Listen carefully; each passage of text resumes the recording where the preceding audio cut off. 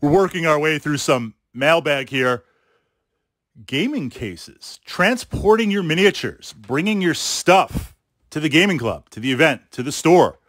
What are some of the options with that? Now, being a wargaming enthusiast, it depends on, from my experience, the system, the size, and understanding that things are going to expand. I guarantee you, if you're new to wargaming miniatures, right now you're saying, Fritz, I've got my 2 lances, I've got my army, I'm really happy, it's really good, I'm not going to add anything more. But then you go to an event and see something cool, or the company releases some new miniatures or some new models, and next thing you know, your army is completely grown. Or maybe you want to bring 2 armies to the event or the club. Because look, I don't know what I'm going to play. So with that, jumping into a couple of options. The first thing that I look for is protecting my miniatures in terms of them moving around, them breaking off. This idea if I'm painting them or if I'm building them, like, right, physical shock protection. How can I get them from point A to point B? Looking at that.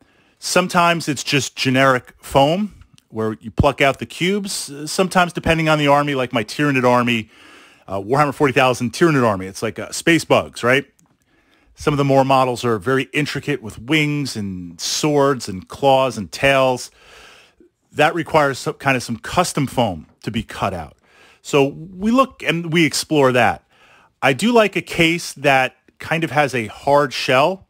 Some of my cases are soft, and certainly I'm very, very careful, but I do prefer a hard case. It adds a little bit more structure to it. So first and foremost, to look at a gaming case or a gaming solution, a transport solution, it's to protect your miniatures from point A to point B. Now, you do see some systems where it'll be a cardboard box with very open-ended slots, foam that you can put your miniatures in. These type of systems I've seen utilized where you're storing things at home. You've got a lot of wargaming armies. You want to keep things organized. You want to keep them clean, no dust on it. It's kind of a shelf-based storage system, different than you're bringing this to the gaming club and utilizing from there. So I like to have something that's foam-based, and I like to have something that's got kind of a hard shell to it. I have seen systems that are magnetized, where the case is kind of vertical, and you'll have magnets in the bases and put it on a tray. Certainly that works, and it's very fast, and you can see everything that's in there. So there are some custom solutions that are geared especially towards tournament play or something very, very specific. The second aspect, of course, is expansion, because you're going to get more miniatures. I guarantee it. I guarantee it. It's just part of the hobby, and it's baked into the DNA of it. So can I add another shelf? Can I add more to the case? Or if I have to buy a second case, am I able to carry both cases with me? So we need to kind of look and address that. The third final piece before we explore some of the systems that I utilize is, do I need to accommodate the other aspects, the materials of the game? Some games like God Tier, fantastic skirmish miniature-based game, you got your war bands, you've got a couple of cards and some dice. That's it. Something like Warhammer 40,000 or other games like Chain of Command, I've got dice, I've got tokens, I've got sheets, I've got markers. I might need a lot of dice. I could put all that in a backpack, but generally speaking, I like to have everything, tape measures and measurement sticks. I like to have everything that I need to play the game in the case. So then we need to accommodate, how am I going to fit this and how is it not going to move around and make a mess? So you might also look to buy a case that's a little bit bigger to accommodate this type of system. Jumping off and branching out into that, a lot of companies will sell wargaming cases specific to that army or that line. You're going to pay a little bit more, but it's going to be off the shelf, ready to go. Another option is tackle boxes, fishing boxes, Plano boxes. These work extremely well with shelves and trays and different slots. You get some foam, you add some foam, you cut it up with your X-Acto knife, and you're ready to go. So sometimes you get a solution that is going to require a little bit of work, But from that perspective, you can accommodate and fit a lot more. Some of my armies fit in the old Games Workshop cases. A couple of examples. My Grey Knight, Warhammer 40,000 Grey Knight army.